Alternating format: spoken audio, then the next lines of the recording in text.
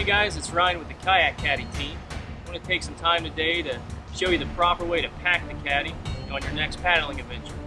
As you can see, we have some camping equipment laid out here, and I want to kind of talk about the proper way to stow the Caddy.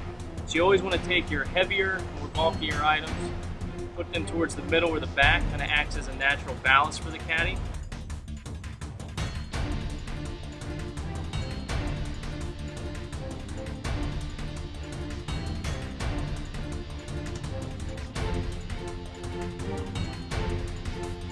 Get that packed nice and tight.